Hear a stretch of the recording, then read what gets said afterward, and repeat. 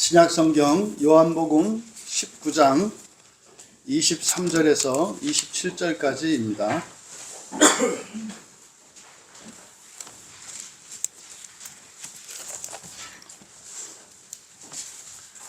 요한복음 19장 23절에서 27절까지 찾으신 분들은 한 목소리로 함께 읽겠습니다. 군인들이 예수를 십자가에 못 박고 그의 옷을 취하여 네 깃에 나눠 각각 한 깃씩 얻고 속옷도 취하니 이 속옷은 호지 아니하고 위에서부터 통으로 짠 것이라. 군인들이 서로 말하되 이것을 찢지 말고 누가 얻나 제비 뽑자 하니 이는 성경에 그들이 내 옷을 나누고 내 옷을 제비 뽑나이다 한 것을 응하게 하려 함이로라. 군인들은 이런 일을 하고 예수의 십자가 곁에는 그 어머니와 이모와 글로바의 아내 마리아와 막달라 마리아가 섰는지라. 예수께서 자기의 어머니와 사랑하시는 제자가 곁에 서 있는 것을 보시고 자기 어머니께 말씀하시되 여자여 보소서 아들이니이다 하시고 또 제자에게 이르시되 보라 내 어머니라 하신대 그때부터 그 제자가 자기 집에 모시니라. 아멘. 잠시 기도합니다. 진리의 영이신 성령님, 이제 하나님 말씀 앞에 섰사오니 주께서 말씀하신 이 성경 안에 담겨있는 참된 진리가 저희들에게 생명의 양식이 되게 하여 주셔서 참으로 저희들의 본성을 바꾸시고 온전케 하시는 능력의 시간이 되게 하옵소서.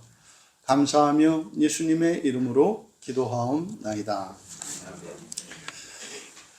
거룩한 주일로 하나님께 예배하기 위해서 나오신 여러분들, 또 가정에서 함께하고 계신 여러분 모두를 환영하며 축복합니다.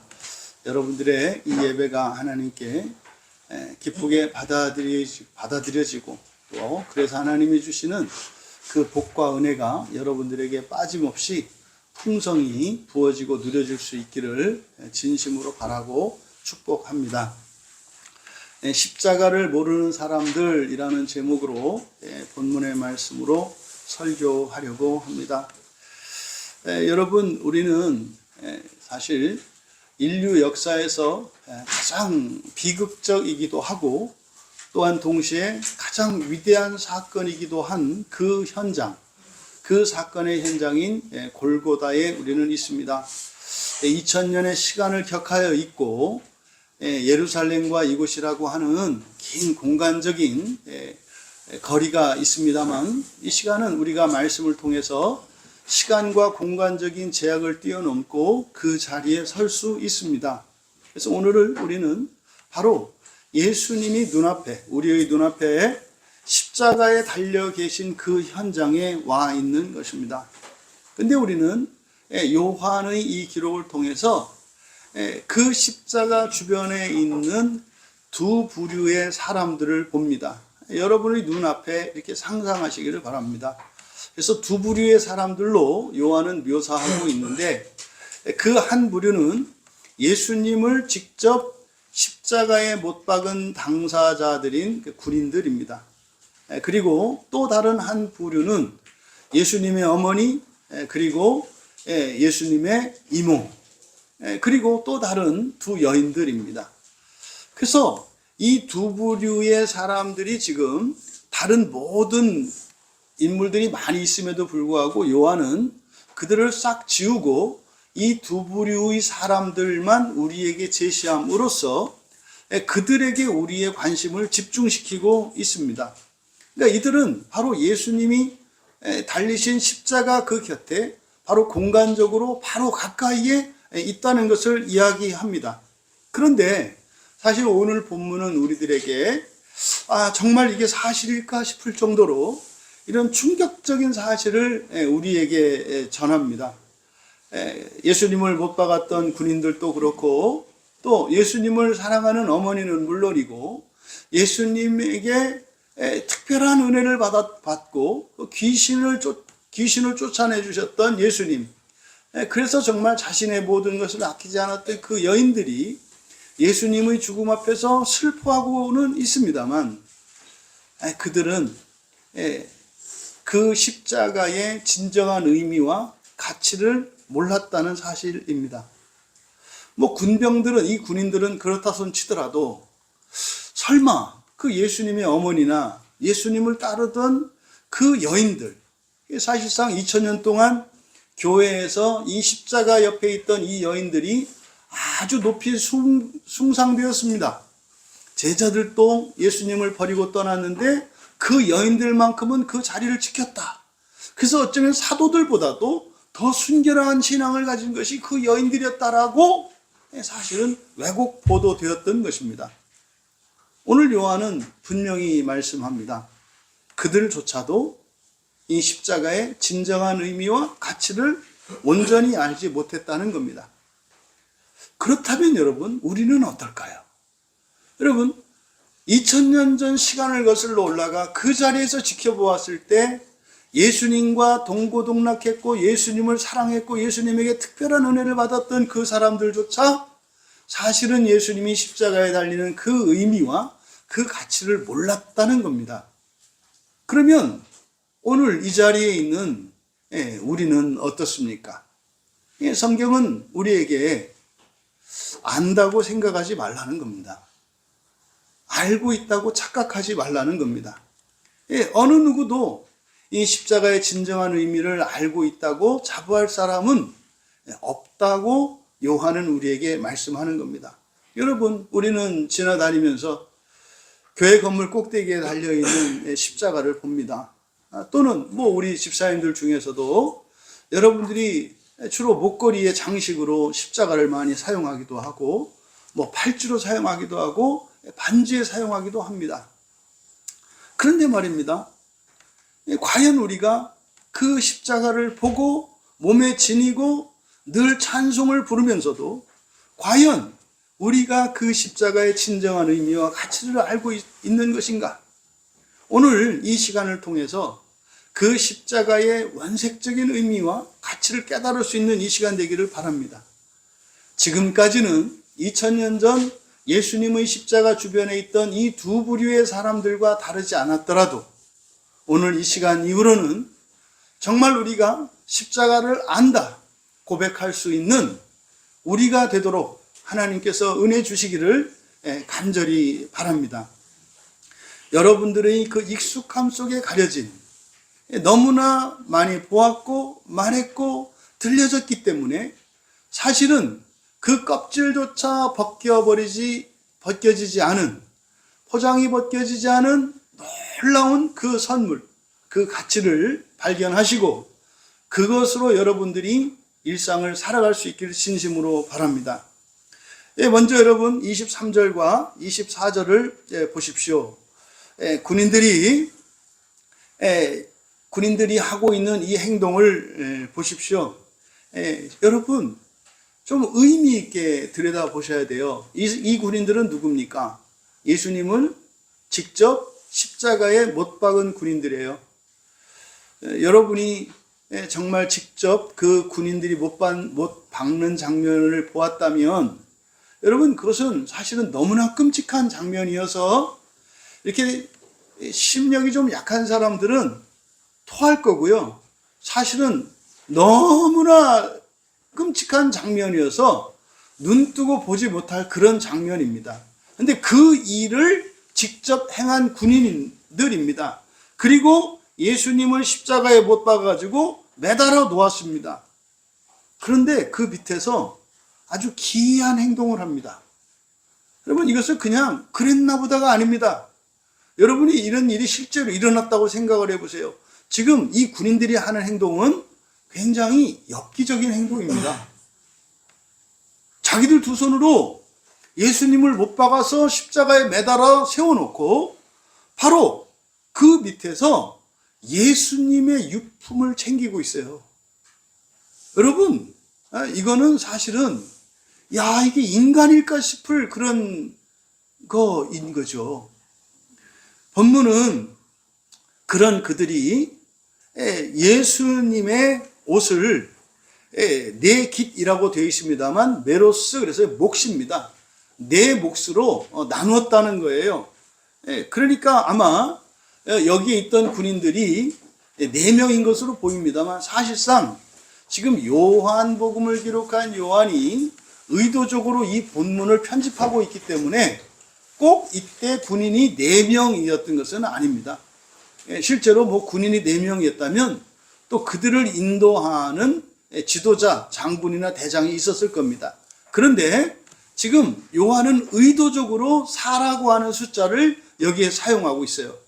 4 몫으로 나누었습니다. 또 뒤에 보면은 이제 4 몫으로 나누었으니까 군인들도 4명이라는 거예요.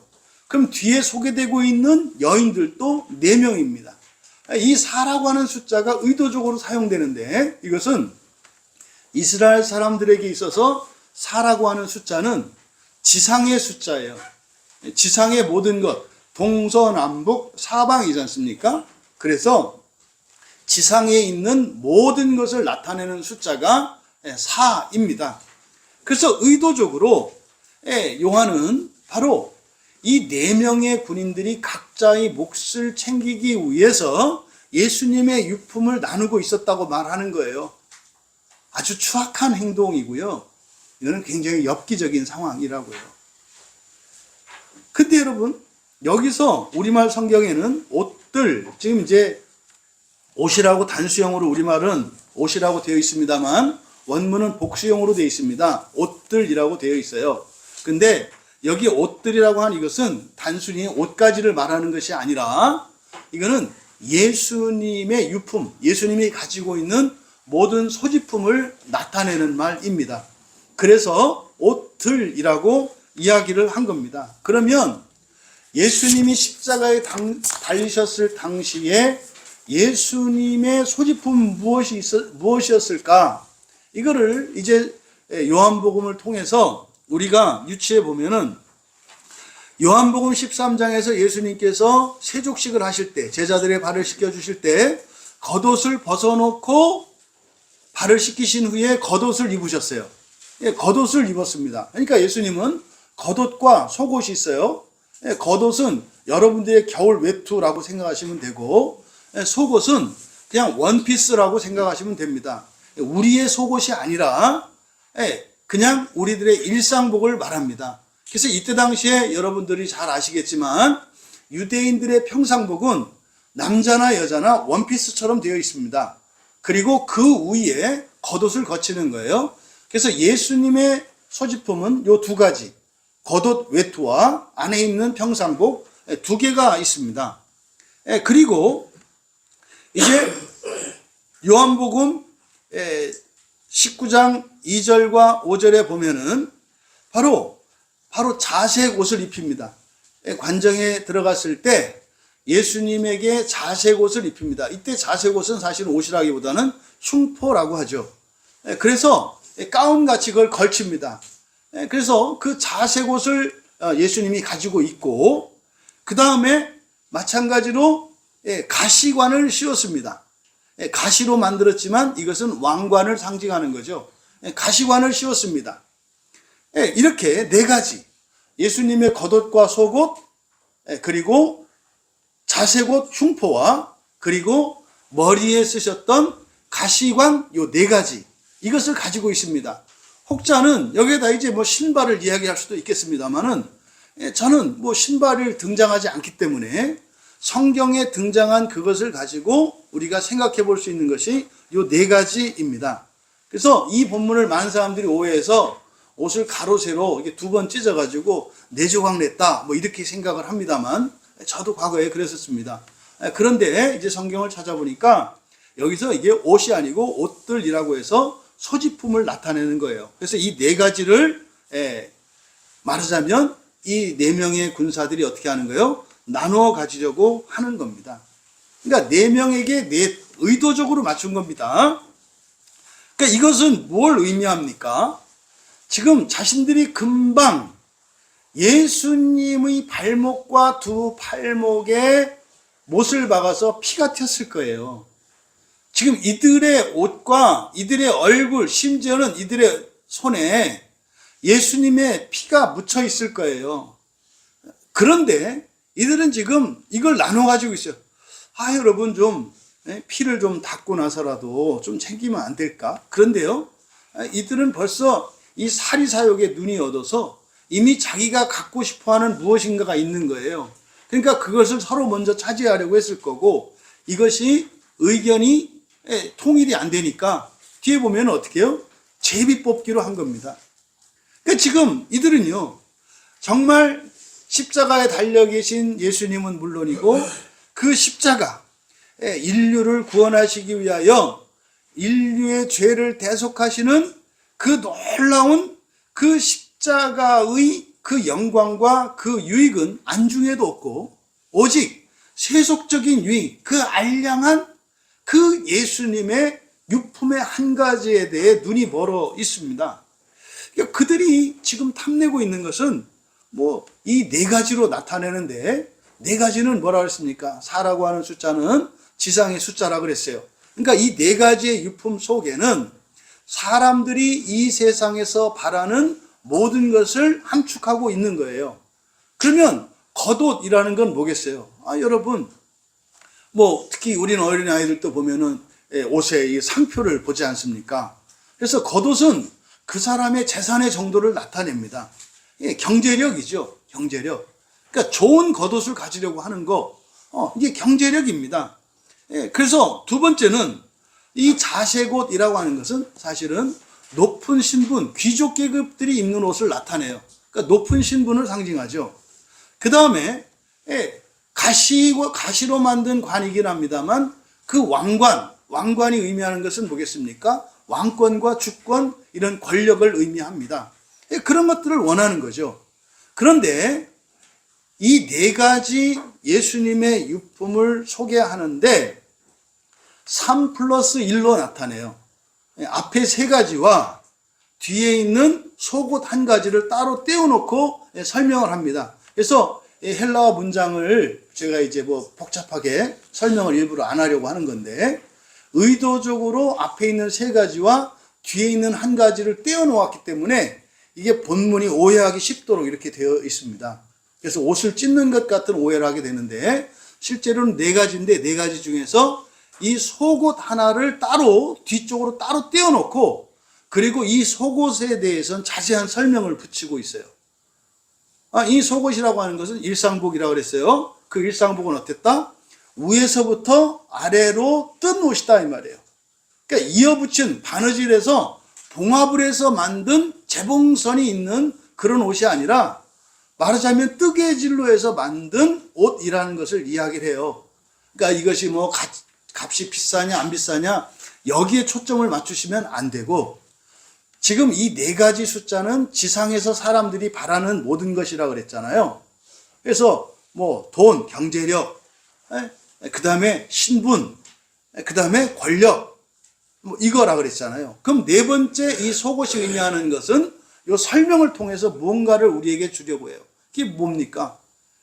이거는 하나됨, 완전한 온전함이에요.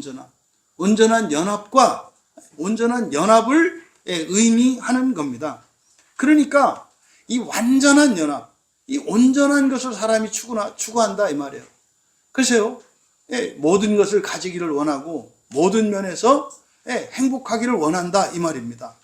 그래서 이 네 가지, 그러니까 이들이 예수님을 죽여놓고 거기에다가 죽인 게 아니라 십자가에 못 박아서 매달아 놓고 죽어가는 예수님 앞에서 예수님의 물건을 탐내고 있는 이들은 이런 물질과 이런 사회적인 신분의 성공, 그리고 권력, 그리고 심지어는 어떤 공동체의 연합이나 온전함을 추구하고 있다는 거예요.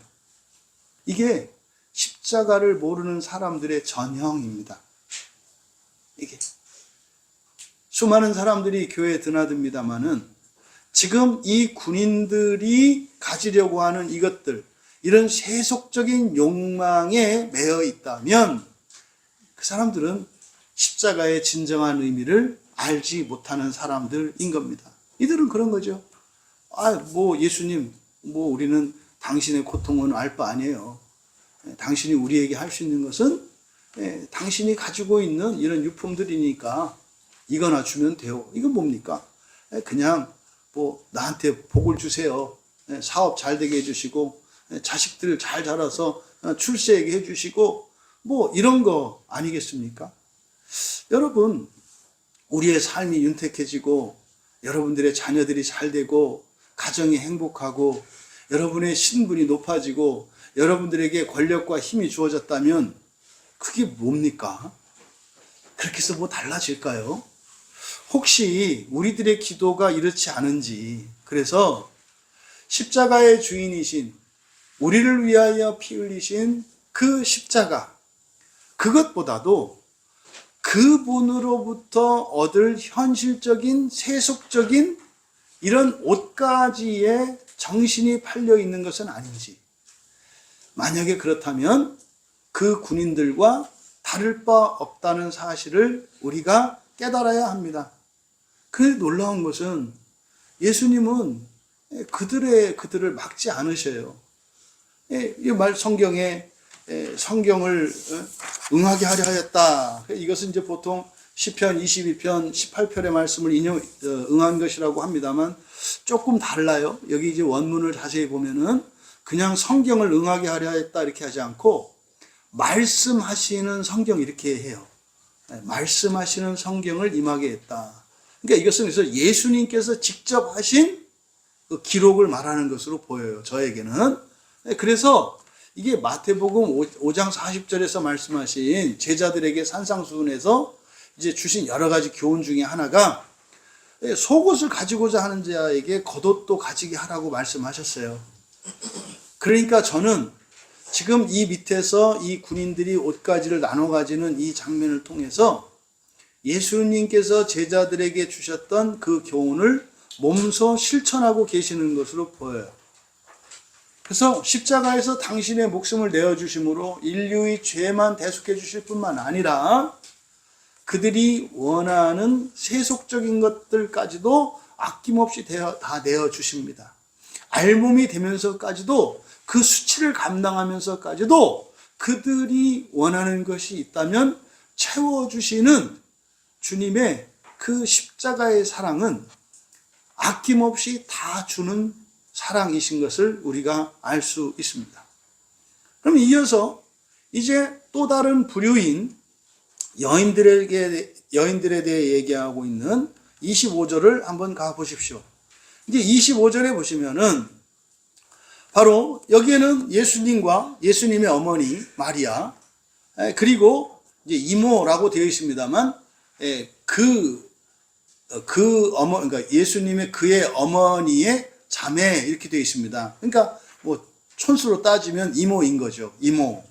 그리고 글로바의 아내, 그리고 막달라 마리아, 이렇게 네 명을 소개하고 있습니다. 앞에 군인들이 네 몫을 통해서 네 사람이었다는 것을 나타냈던 것처럼 이 여인들도 네 명만 등장시킵니다. 근데 이거는 요한의 편집이에요. 다른 공관복음에 보면 이들 중에 예수님의 어머니 마리아는 등장하지 않고 구체적으로 등장하진 않아요. 그리고 이름을 거론하는 것은 이 나머지 예수님의 어머니 마리아를 제외한 세 사람인데 세 사람조차도 십자가 곁에 있다 하지 않고 멀리서 바라보았다고 이야기를 합니다. 그러니까 지금 이 본문은 요한이 어떤 메시지를, 교훈을 주기 위해서 편집한 본문이에요. 그런데 지금 요한의 이 기록에는 예수님의 어머니 마리아, 이모 글로바의 아내 막달라 마리아 되어 있습니다. 그럼 이거는 지금 앞에서 이야기했던 한 부류의 네 명의 군인들과 그리고 네 명의 이 여인들을 통해서 어떤 대조를 보이는 거예요. 이 네 명의 군인들은 바로 세속적인 사람들이죠. 세속적인 사람들이고 세속적인 탐욕을 가지고 있는 네 명, 그리고 이 여인들 네 명은 세속적이지 않아요. 이 여인들은 사실은 이제 마리아도 어머니였습니다만은 이제 예수님이 더 이상 자신의 아들이 아니에요. 이제는 예수님이 주님이 된 겁니다. 그래서 예수님을 믿고 따르는 신자들이고 바로 믿음의 대표로 이 네 명을 세운 거예요. 그런데 요한은 뭐라고 하는 거예요? 그 병사들과 이 여인들은 좀 다르기는 했지만 이 여인들조차도 십자가를 다 알지 못했다는 거예요. 십자가의 의미를 다 알지 못했다는 거예요. 그래서 그들이 비록 군인들처럼 이런 물건을 탐내지는 않습니다. 사실은 이 여인들은 어떤 상태입니까? 이 여인들은 공통적으로 예수님을 사랑하는 사람들이에요. 근데 사랑하는 예수님이 십자가에 못 박혀 달려 있어요. 그때 그 여인들의 마음의 상태가 어땠을지 여러분들이 충분히 그거는 공감할 수 있습니다. 그것도 공감 못하면 여러분 진짜로 마음 기경하셔야 돼요. 이런 얘기를 하는데도 이게 전혀 감정이 오질 않아. 그랬나 보다 이렇게 사실로만 받아들여져요. 여러분 마음은 썩은 거예요. 잊지 마세요. 그럴 수가 없는 거예요. 그럴 수가 없는 거예요. 근데 사실 이 여인들은 지금 극도의 슬픔에 잠겨 있고요. 사실상 이 여인들에게 있어서 이런 탄식과 절망은 이루 말할 수 없을 거예요. 얼굴은 그냥 백지창처럼 하얗게 되어 있었고요. 입술은 파래가지고 부들부들 떨고 있고 얼굴에는 눈물이 흐르고 있을 겁니다. 그런데 요한은 이 여인들의 복받치는 감정과 이런 슬픔이죠. 그리고 이 두려움과 탄식과 절망, 이것을 오히려 침묵 속에 확 가둬버려요. 지금 여기에 나타난 요한의 서술에 나타난 여인들은요, 마네킹처럼 서 있어요. 그러니까 오히려 더 슬퍼요. 오히려 더 슬퍼요. 오히려 더 탄식이 크고 절망이 깊어요. 그러니까 살아있으나 죽은 자와 다른 바 없었다는 거예요. 그래서 이 침묵을 통해서 오히려 이 여인들이 우러내는 이 흐느낌과 그들의 전율과 떨림과 눈물과 그 창백한 그녀들의 얼굴 자체를 그냥 마치 죽은 시체처럼 침묵으로 가둬버리는 거예요. 그런 그들조차 사실 이 십자가 뒤에 일어날 엄청난 변화는 아직 깨닫고 있지 못한다는 거예요. 그래서 이들은 침묵할 수밖에 없었다는 거예요. 그러니까 지금 이 여인들에게 있어서 이 자리는 그저 이별의 장소이고 슬픔이고 예수님과 예수님의 마지막의 모습으로만 보고 있다는 거예요. 그래서요, 할 말을 잃은 거죠. 근데 여러분, 그녀들의 침묵 뒤에는 실제로 바로 이 고요함 뒤에 으르렁거리는 창조의 포효가 들립니다. 이제 우리는 이 뒤에 깊은 암흑이 올 것이며, 그리고 땅이 지진이 나고 하늘에서 큰 울림이 울릴 것을 압니다. 그거는 사실 뭡니까? 사실상 새 창조가 다가오고 있는 거죠. 근데 여러분, 새 창조라고 하는 것이 그냥 막 기쁘고 즐겁기만 한 게 아니에요. 너무나 낯설기 때문에 공포스럽기까지 한 것이 새 창조입니다. 여러분들이 전혀 알지 못하는 것은 두렵습니다. 뭔지 몰라도 두려운 거예요. 그래서 이 침묵은 중의적인 의미가 있어요. 그녀도 이 여인들도 알지 못했다는 것과 사실은 이제 십자가 뒤에 이제 오고 있는 그 새로운 창조가 너무나 낯설고 이해할 수 없었던 것이었음을 동시에 나타냅니다. 그때 예수님께서 입을 여세요. 26절과 27절에서 예수님이 입을 여세요. 그런데 한 번은 여자에게, 그 4명의 여인들에게, 그리고 이제 한 제자에게 입을 여십니다. 그런데 이상하지 않습니까? 분명히 위에서는 예수님 십자가 옆에는 4명의 여인들이 있었다고 했는데, 여기서 예수님이 바라보신 것은 예수님의 어머니 마리아와 그리고 제자였다고 이야기를 하는 거예요. 그러면 왜 4명의 여자가 있는데 왜 예수님 어머니 마리아에게만 이야기했을까? 이게 잘못하면 마리아에게 말씀하시고 제자에게, 이때 제자는 바로 이 편지를 쓰고 있는 사도 요한입니다. 그러면 이게 잘못 오해되면은 마치 예수님께서 육친의 어머니의 노후를 걱정해서 육친의 어머니의 노후에 대한 대비책으로 요한에게 이야기한 것처럼, 그래서 그냥 기껏해야 육신의 부모에게 효도한 것처럼 이 의미가 폄훼될 수 있어요. 그거 아닙니다. 여러분, 여기에 등장한 4명의 여인은 그렇게 만만한 여인들이 아니에요. 여기서 마리아가 있었고 마리아 이모가 있었다고 하잖아요. 그러면요, 성경에 나타난 마리아의 이모는 누구일까? 그 마리아와 이모가 될 수 있는 사람은 없어요. 근데요, 성경에 마리아하고 유일하게 이모 관계가 될 수 있는 게 누구냐면 세례 요한의 어머니 엘리사벳이에요. 마리아가 천사가 찾아와가지고 이제 처녀 수태, 처녀의 몸으로 성령으로 임신할 거다라고 했을 때는 깜짝 놀래잖아요. 그런 게 어디 있어요? 이거는 맞아 죽을 일이잖아요. 그런 거예요. 하나님이 하시는 새 창조의 일은 그냥 즐겁고 영광스러운 게 아니에요. 잘못하면 돌 맞아 죽을 것 같고요. 그런 일이 일어나면 안 될 것 같은 일이에요. 그래서 천사가 놀란 처녀 마리아에게 위로해 주기 위해서 가르쳐 주잖아요. 네 친척 엘리사벳에게 가봐라 그래요. 6개월 전에 엘리사벳이 임신했다는 거예요. 엘리사벳과 마리아는 정반대입니다. 마리아는 많은 아이를 낳을 수 있는 처녀이지만 남자를 알지 못하는 사람이고 처녀고, 엘리사벳은 결혼한 지 오래되었지만 그리고 불임인 사람입니다. 아이를 낳을 수 없는 여인이에요. 그래서 이 엘리사벳은 창세기에 나오는 족장들의 아내처럼 불임인 사람이에요. 아이를 가질 수 없는 사람이라고요. 그런데 그거는 이 가족들끼리는 다 알죠. 다 검사해봤단 말이에요. 엘리사벳은 임신할 수 없다는 것을 다 알아요. 그런데 마리아가 깜짝 놀란 거죠. 불임인 엘리사벳이 임신했다고요? 그래. 불임인 엘리사벳이 임신했다고 하는 이 사실은 사실 뭐예요? 성령의 역사를 말하는 거거든요. 그래서 너에게도 그런 일이 일어난 거야. 그래서 마리아가 쫓아가서 확인을 해봅니다.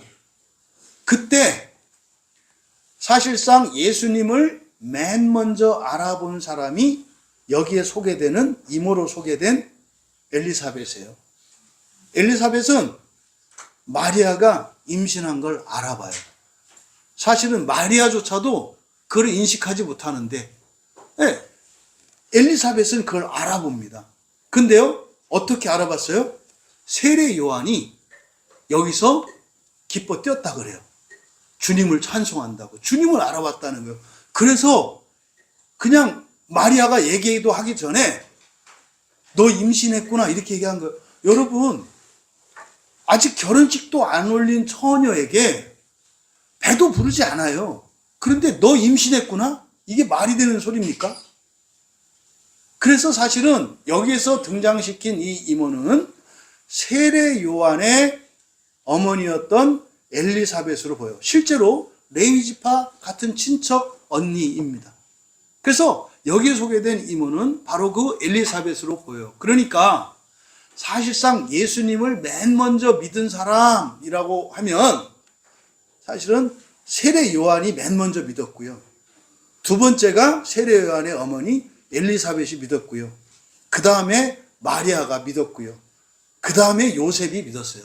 순서를 따지자면. 그러니까 엘리사벳은 굉장히 특별한 인물이고 언제나 예수님 편에 있었을 것이고 자주 아마 예수님을 찾아왔을 거예요. 목수로 사시는 동안도. 그래서 이 이모를 등장시킨 겁니다. 그 다음에 세 번째로 등장한 글로바의 아내는 누굽니까? 이게 예수님 부활하신 이후에 엠마오로 가실 때 예수님이 만났던 두 제자가 있어요. 그 두 제자 중 한 사람의 이름이 글로바입니다. 그래서 그 글로바의 아내예요. 근데 이 글로바는 성경에 따르면 이거는 작은 야고보의 어머니예요. 작은 야고보의 어머니. 그러니까 이 글로바의 아내라고 하는 이 사람도 바로 예수님의 제자 삼은 이들의 제자들, 작은 야고보의 어머니였다는 것을 알고 있고, 그래서 그 작은 야고보가 부모님도 전도를 해서 부모님도 예수를 믿었고 아버지도 예수님의 제자가 됐다는 것을 알 수 있어요. 그리고 마지막 소개되고 있는 막달라 마리아, 이 여인은 누굽니까? 바로 일곱 귀신 들렸던 여자예요. 일곱 귀신이라고 하는 것은요, 그냥 7마리가 아니에요. 그냥 7이라고 하는 숫자는 모든 숫자예요. 모든 숫자. 그러니까 귀신이라는 귀신은 다 들렸던 여자라고요. 그래서 군대 귀신 들렸다고 하는 것처럼 모든 귀신 다 들렸던 여자라고요. 그러니까요, 그 귀신을 쫓아내 주시는 은혜를 입은 여자가 이 막달라 마리아예요. 그래서 이 막달라 마리아가 나중에 예수님이 장례대에서 이제 무덤에 있을 때 향품을 사가지고 그 향품을 바르기 위해서 무덤을 찾아갔던 여인 중에 한 명이죠. 그러니까 여기 소개된 4명의 여인 중 어느 누구 하나 쉽게 볼 수 있는 여인이 없어요.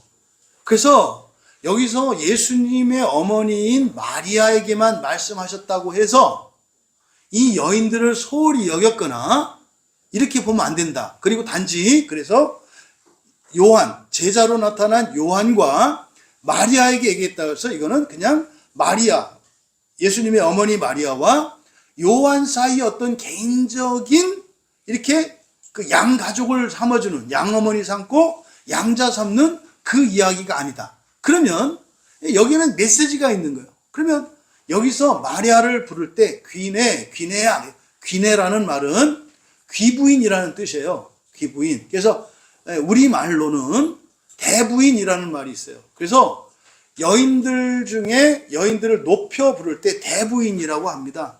그러니까 아주 높은 집안의 그 여인, 그 부인을 부르는 말이 대부인이에요. 뭐 지금은 이제 그 별로 쓰이지 않습니다. 아니 그 의미가 퇴색됐습니다만 사모님이라는 말이 있죠. 사모님. 그러니까 요즘 쓰는 우리의 말로 하자면 사모님이라는 뜻이에요. 사모님. 그런데 초대교회 당시에 이 귀내라고 하는 이 사모님 또는 대부인이라고 하는 이 표현이 어떤 여인들에게 쓰였는가 찾아봤더니 역사적으로 순교자의 어머니들에게 이 호칭을 썼더라고요. 순교자의 어머니들에게 붙이는 호칭이에요. 여기서 여인이여라고 우리말 성경에 번역된 이게 바로 순교자의 어머니들에게 붙이는 거예요. 그러니까 지금 이 여인이라고 하는 말은 단순히 마리아만을 이야기하는 것이 아니라 4명의 여인들 전부를 향해서 말하는데 이것은 이들을 대표해서 말한다. 그러니까 넷이라고 하는 숫자가 모두를 의미한다 그랬잖아요.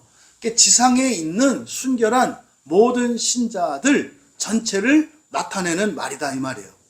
그런데 예수님이 하신 말씀은 뭡니까? 어머니에게 여자여 보소서 아들이니다. 여러분 성경에 아들을 나타내는 단어가 휘오스가 있고 테크논이 있고 테크니온이라는 3개가 있어요. 그러니까 휘오스라고 하는 것은 부모 자식 관계를 나타내는 말이에요. 휘오스는. 그런데 테크논이라는 말은 직접 낳은 자식을 나타내는 말이에요. 그다음에 테크니온이라는 말은 부모의 도움이 절대적으로 필요한 어린 아이를 의미하는 말이에요. 저희 이제 큰아버님 중에서도 저희 이제 또 다른 집안 친척에 아들이 없으셔가지고 저희 집에 저희 큰아버님들, 아버님 형제분들 중에 한 분이 다른 친척의 양자로 입양됐어요. 그러니까 진짜로 낳은 부모님과 호적상의 부모님이 달라요. 그래서 그 호적상의 부모 자식은 휘오스를 나타내고요. 직접 낳은 자식은 테크논이라는 말을 쓰고요. 그 다음에 갓난아기, 부모에게 절대적으로 의존적인 상태의 어린아이를 테크니온이라고 한다고요. 그러면 여기서 예수님께서 여자여 보소서 아들이니이다 할 때 이때 아들이 휘오스이겠습니까? 테크논이겠습니까? 테크니온이겠습니까? 네? 예, 이것은 여기 그러니까 휘오스겠죠. 요한이 마리아가 낳은 사람은 아니란 말이에요. 휘오스겠죠. 그러니까 우리도 예, 이렇게 휘오스가 돼요. 또 동시에 우리는 테크논도 돼요. 예수님을 영접하면 하나님의 자녀가 된다 그랬어요. 그때는 테크논이거든요. 근데요, 예수로 말미암아 우리가 양자 된다 그래요. 휘오스거든요. 그래서 우리는 테크논도 되고 휘오스도 되고 테크니온도 돼요. 우리는 그래요. 현재적으로는. 그래서 우리들이 좀 다 컸다고 이렇게 하나님 앞에서 너무 씩씩하고 이렇게 하셔도 안 돼요. 죽을 때까지 우리는 하나님 앞에서는 테크니온이에요. 또 우리는 거듭났기 때문에 테크논이기도 해요. 근데 우리의 육체로 보면 우리는 휘오스인 거죠. 어쨌든 여기서는 바로 아들입니다 라고 할 때 이 아들은 휘오스인 거죠. 앞서 말씀드린 것처럼 지금 완전히 새로운 가족 관계를 예수님께서 창조하시는 거예요.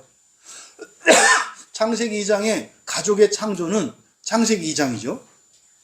창세기 2장에서 아담과 하와를 가족으로 만드셨잖아요. 네, 근데 이 가족이 에덴 동산을 떠나서 영적인 가족에서 세속적인 가족으로 바뀌어버렸잖아요. 그러니까 지금 이 장면은 어떤 장면이에요? 이제는 바로 새로운 그 영적인 가족, 그때 창세기 2장에서 만들어주셨던 그 영적인 가족.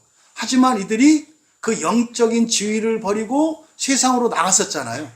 그러니까 다시 여기서 새로운 영적인 가족을 창조하고 계시는 장면이에요. 그러니까 이 가족은 말입니다. 피 한 방울 섞이지도 않았어요. 피 한 방울 섞이지도 않은 이 사람들을 십자가 안에서 어떻게 해요? 새로운 가족으로 만들어주는 거예요. 여러분, 이게 그냥 단순히 와 이렇게 할 일이 아니에요. 생각하지 않으니까 마치 기쁜 일인 것 같지. 여러분, 오늘부터 우리 광야교인 전체가 한 가족이 돼서 한번 한 집에서 살아보실래요? 조금 정신이 드시죠?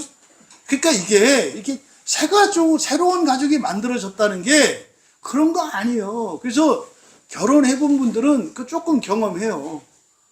연애할 때 그냥 콩깍지 씌워가지고 그냥 막 결혼만 하면 세상을 다 얻은 줄 알았는데 이게 가족이 된다는 게 보통 일이 아니구나. 그런 거죠. 지금 그런 장면입니다. 그래서 사실 예수님께서 여자여 당신의 아들입니다. 그리고 제자를 향해서 내 어머니다. 이게 단순히 그래 이제 노후 걱정 안 해도 되겠네. 우리 어머니예요. 이런 장면이 아니에요. 특히 이 사도 요한은 그렇게 부드럽고 따뜻하고 이런 사람이에요. 성질이 보통이 아닌 사람이에요. 뚜껑이 막 열리는 사람들이거든요. 근데요, 연세 많이 드신 분들에게는 뚜껑을 열게 하는 재주가 있으세요. 그러니까 특별히 뚜껑이 잘 열리는 요한에게 예수님의 어머니를 맡게. 이게 아이러니예요. 그러니까 이 가족 관계가 새로 만들어지는 가족이 그렇게 기쁘고 즐겁고 만만한 거 아니다. 사실은 이 얘기를 듣는 마리아나 또 옆에 있었던 나머지 세 여인들이나 또 사도 요한이나 이 얘기는 어떤 거다? 굉장히 충격적이고 사실은 두렵고 낯설고 떨리는 말씀이었어요. 이게 그냥 이렇게 쉽게 볼 수 있는 게 아니에요. 그런데 이게 바로 십자가의 진정한 의미이고 가치인 거죠. 그래서 여러분, 십자가는요, 예수님과 함께 살았고 예수님을 낳았고 예수님이 어머니 뱃속에 있을 때부터 알았고 예수님으로부터 예수님이 귀신을 쫓아내 주셨던 놀라운 이적을 경험한 사람들조차도 쉽게 알 수 없는 게 뭐라고요? 십자가라고요. 십자가는 그냥 누구나 알려주면 금방 알 수 있고 기뻐할 수 있고 그런 게 아니라고요. 그런 게 아니라고요. 그러니까 어느 누가 십자가를 안다 뭐 이렇게 말할 수 있는 게 아니다 이 말이에요. 오히려 십자가 그냥 아무 의미도 모른 채 그냥 중얼중얼 주문을 외우듯이 외우는 그것 때문에 오히려 십자가의 가치와 의미가 더 덮이고 있는 것은 아닌지 한번 우리들이 돌아보아야 할 일입니다. 그래서요, 하나님의 은혜가 아니고서는 뭡니까? 성령의 역사가 아니고서는 성령께서 우리의 마음을 헤집어서 그 십자가의 의미와 가치를 알게 해주시지 않고서는 우리의 마음이 기경되고 새로운 본성을 가지기 전에는 절대로 사람의 경험으로도 알 수도 없고 지식으로는 더더군다나 알 수 없는 것이 십자가라는 겁니다. 여러분, 세상의 그리스도인들이 십자가를 알면 이따오로 살까요? 못 살아요. 그렇게 되는 게 아니에요. 십자가를 알면 말입니다, 그냥 순교하기 위해서 전부 줄 서 있을 거예요. 사실은 이 십자가를 아는 것은 예수님이 죽으시고 장사되고 지옥에 내려가셨다가 다시 살아나시고 승천하시고 그것도 금방도 아니에요. 그리고 나서 성령이 오시고 난 뒤라야 사실 그때도 다 몰라요. 이제 사도행전을 보면은 성령이 임하면 다 알 것 같은데 그때도 몰라요. 그때도 그 놀라운 이적을 체험하고 그런 권능을 받았던 사도들조차도 사실은 순교하기 직전까지는 그걸 알지 못해요. 십자가를. 여러분, 누가 십자가를 안다고 합니까? 그냥 열십자 그 모양을 아는 게 아는 겁니까? 예수님이 거기에 죽었다는 거 그게 아는 겁니까? 여러분, 껍질을 벗겨야죠. 벗겨야죠. 그래서 그 안에 흐르는 하나님의 생명을, 하나님의 사랑을 먹어야죠. 그리고 그것을 자기의 피와 자기의 살로 만들어야죠. 그게 십자가를 아는 겁니다. 여러분, 십자가는 말입니다, 용서받을 수 없는 죄인들을 하나님과 화해시키잖아요. 네? 용서받을 수 없는 죄인들을 하나님과 화해시키잖아요. 여러분이 과거에 누군가 좀 악연을 맺고 어떤 일이 있었다면 그게 막힘없이 화해하는 일이 쉽습니까? 잘못한 사람이 용서를 구했고 또 그를 용서를 했어도 마음이 선뜻 다가가지지 않는 거예요. 근데 여러분, 어떻게 하나님과 용서받을 수 없는 죄인이 화해가 되는 일이 일어나느냐고요. 이게 십자가입니다. 그런데 말입니다, 그 십자가는 하나님과 죄인된 우리들만 화해시키는 것이 아니라 지금 예수님은 이 대목에서 무엇을 가르쳐 주는 거예요?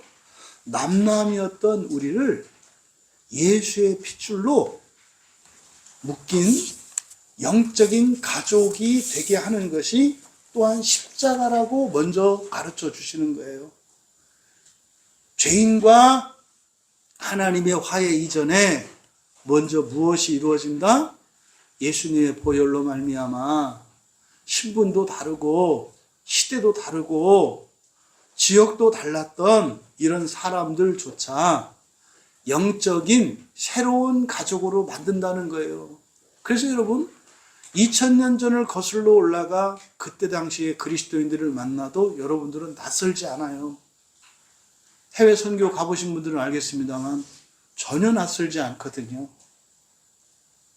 그 나라 말도 모르고 문화도 모르고 생전 본 적도 없는데 전혀 낯설지 않아요. 우리 교회에서 예배 드리는 거나 스리랑카에서 예배 드릴 때랑 하나도 다르지 않아요.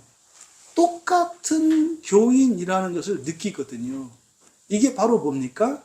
십자가예요. 그럼 여러분, 십자가 의미가 퇴색되고 십자가의 가치를 모르면 절대로 그리스도인들이 한 가족이 될 수 없는 거예요. 오히려 가족보다는 두려움이 앞서죠. 미움이 앞서죠. 수치심이 앞서죠. 그래서 근본 감정을 사랑으로 승화시킬 수가 없어요. 오직 십자가의 사랑만이 우리의 근본 감정들을 사랑으로 승화시킬 수가 있는 겁니다. 그래서 십자가로 말미암아 이 세상에 있는 모든 사람들이 한 형제요 한 자매가 될 수 있는 겁니다. 그래서요, 지금 여인들은 슬픔에 빠져서 낙심하고 절망하며 침묵하고 있었어요. 근데 지금 십자가에 달리신 예수님은 그 죽음의 자리에서 영원히 깨지지 않는 영적인 그 가족을 창조하고 계세요. 그래서 마치 지금 요한은 예수님이 십자가에 달려서 고난당하시는 이것이 산고의 진통인 것처럼 말하고 있어요. 만삭이었던 여인이 아이를 낳을 때 지독한 산고를 겪잖아요. 그리고 생명이 태어나잖아요. 그러니까 예수님이 십자가에 달려서 못 박히시고 피 흘리는 이것은 자신을 터뜨리셔서 새 생명을 낳는 출산의 장면이라고 이야기를 하는 거예요. 그래서 그 거기에서 우리는 입을 떡 벌리며 경이로운 침묵으로 바뀌는 거예요. 이 여인들의 침묵은 절망과 두려움과 낙심의 그런 탄식의 침묵이었습니다만, 예수 그리스도의 십자가는 새로운 생명을 낳는 출산의 현장으로 바꾸셔서 그 경이로움에 입을 딱 벌리고 침묵할 수밖에 없는 장면으로 바꾸시는 거예요. 여러분, 하나님께서 여러분을 사랑하시잖아요. 죽으시기까지 사랑하시잖아요. 성령을 죽이시기까지 사랑하시잖아요. 그리고 예수님 보세요. 옷 한 가지를 갖고자 하는 이에게 여러분 알몸이 되어주세요. 정말 쓸데없는 그 하나를 원하니까 그걸 주기 위해서는 당신의 수치를 조금도 개의치 않으신다고요. 이게 딱 어머니의 마음이거든요. 자식을 기쁘게만 할 수 있다면 얼마든지 수고해도 괜찮고, 얼마든지 모욕을 당해도 괜찮고, 얼마든지 자존심이 짓밟아도 괜찮아. 내 자식만 위한다면. 이 십자가에서 나타나는 예수님의 사랑인 거예요. 그러면 사랑하시는 여러분께서는 십자가가 무엇이라고 알고 있습니까? 여러분의 십자가는 장신구이거나 그 교회 지붕 꼭대기에 달려있는 십자가, 그리고 찬송가를 부르고 하는 그런 십자가입니까? 아니면 여러분 가슴에 새겨진 십자가입니까? 우리가 십자가를 한다 할 때는 그 십자가가 우리의 가슴에 새겨져야 되는 거예요. 우리의 마음에 새겨져야 되는 거예요. 그래서 우리의 마음이 찢겨야 되는 거예요. 그래서 우리 마음이 기경되고 우리의 삶이 변화되고 새로워져야 하는 겁니다. 본문에 나타난 이 군인들에게는 그 십자가는 그저 한몫 챙기는 기회였을 뿐입니다. 지금 사형틀인 십자가에 매달린 예수님이 얼마나 고통스러운지, 또 그분이 만왕의 왕이시고 온 우주의 왕이신 창조주 하나님이시고 또 영원한 생명을 주실 수 있는 유일한 분인 것을 모릅니다.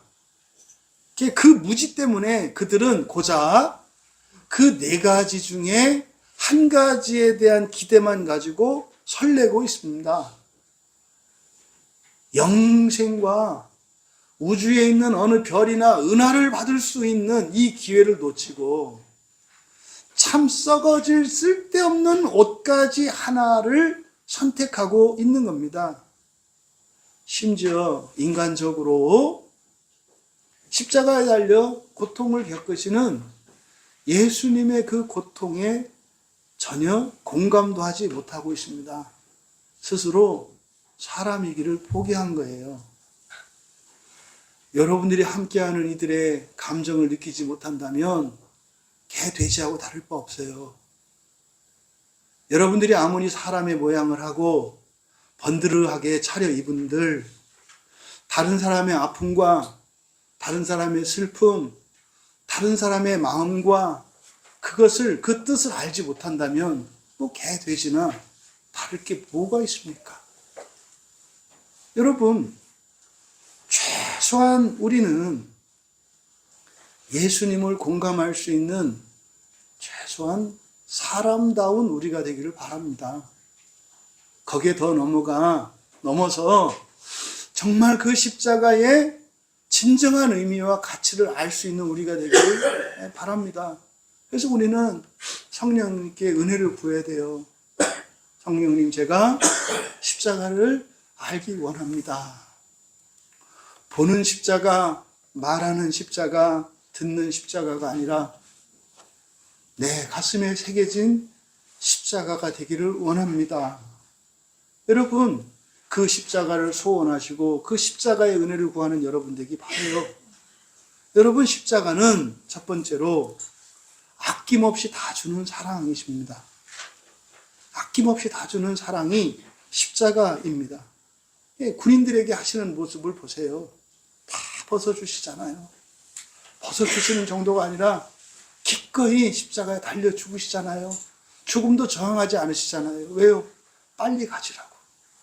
그뿐입니까? 사실은 예수님은 그 옷까지만 주신 것이 아니라 십자가에 달리셔서 무엇까지 주시는 거예요?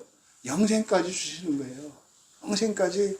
근데 그들은 십자가가 그런 건지 모르기 때문에 그 영생에 대한 기대도 없고 그것을 그냥 흘려버리고 있습니다. 원하는 것뿐만 아니라 그들이 바라지도 않고 알 수도 없는 하늘의 신령한 복과 영원한 생명까지 아낌없이 다 내어주시는 사랑이 바로 십자가입니다. 그것이 우리의 마음에 새겨졌다면 여러분의 삶 속에 그리스도의 십자가의 향기가 날 겁니다. 그 빛이 진정으로 사람들에게 감화를 끼칠 것입니다. 두 번째로 이 십자가는 새로운 가족의 시작입니다. 바로 아낌없이 다 주는 사랑이 우리의 마음속에 새겨지는 십자가라면 새로운 가족의 시작으로서의 십자가는 우리의 관계에 장애가 되었던 모든 벽들이 허물어지는 겁니다.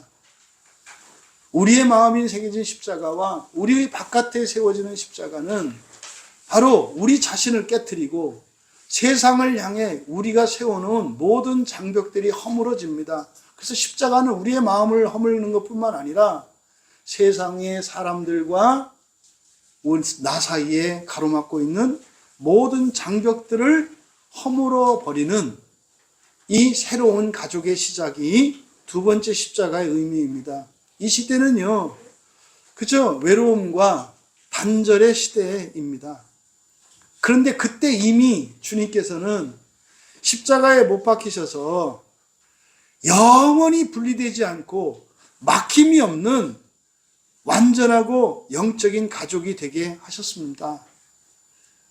여러분, 현실에서 우리가 십자가를 바라볼 때 막힘이 없는, 그리고 어떤 제한이 없는 모든 사람과의 새로운 영적인 가족됨, 이것은 우리에게 꺼려지는 것이고 거부감도 들고 두려움도 듭니다. 아니, 우리 가족 하나도 감당하기 어려운데 또 다른 사람들하고 어떻게 가족을 맺으라는 말인가? 여러분, 하나님을 신뢰하십시오. 약속입니다. 약속. 우리들이 해야 할 일은 믿음으로 받아들이는 겁니다.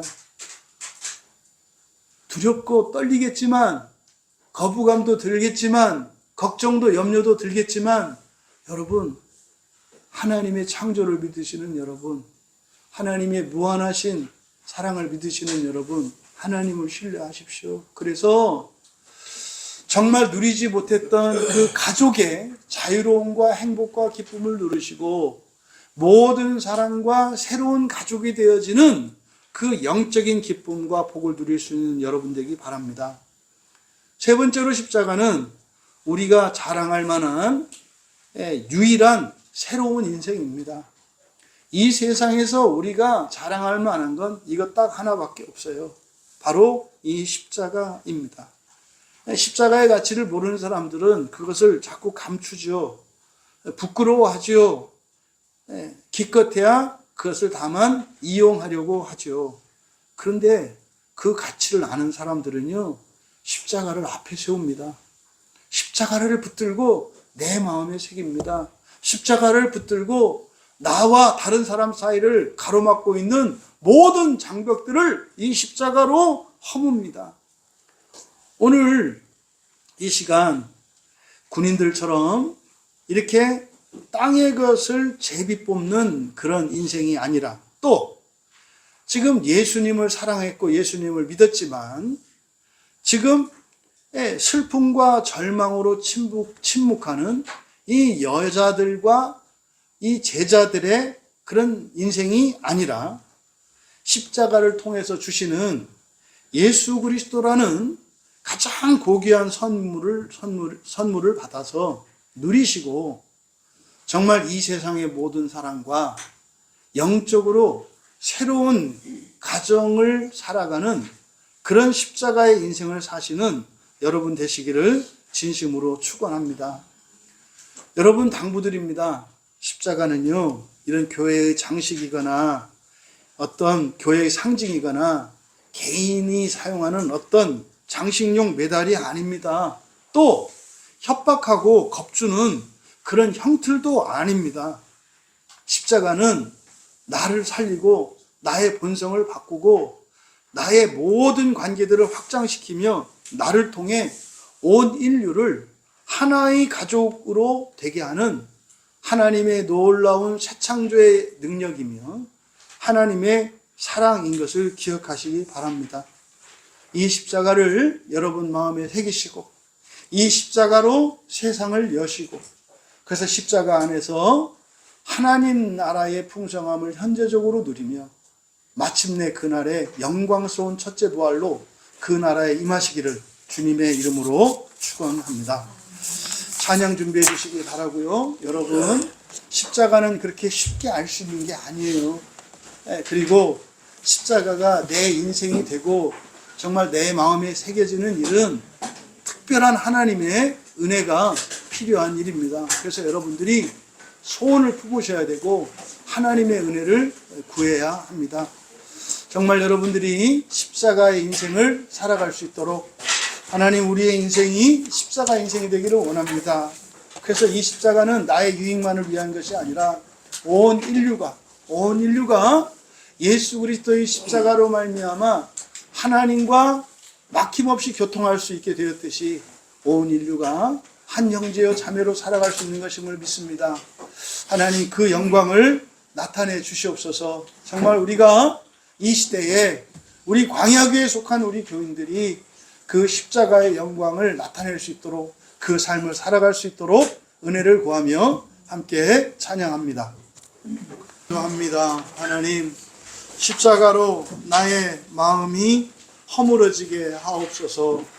십자가로 이 세상을 가르는 모든 장벽이 허물어지게 하옵소서. 이 십자가로 온 인류가 하나 되게 하옵소서. 하늘과 땅의 이 한계를 뛰어넘게 하옵소서. 그 십자가를 마음에 새기고 그 십자가로 세상을 살아가는, 그 십자가로 하늘을 향하여 살아가는 인생을 살기 원합니다. 은혜를 구하며 결단하시며 함께 기도합니다.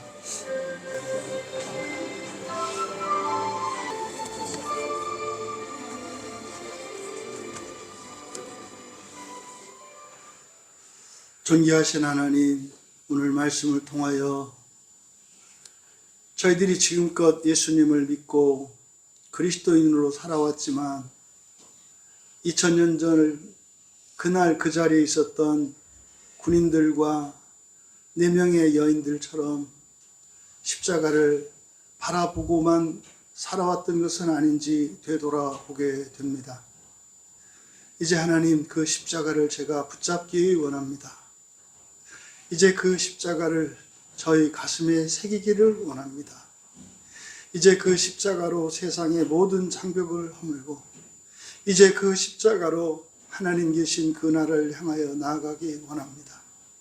십자가의 인생을 살아가기로 결단한 사랑하시는 이들에게 하나님의 능력과 언약의 복으로 함께하여 주셔서 더욱 힘있게 하시고 영광스럽게 하시고 보람있게 하옵소서. 감사하며 예수님의 이름으로 기도하옵나이다.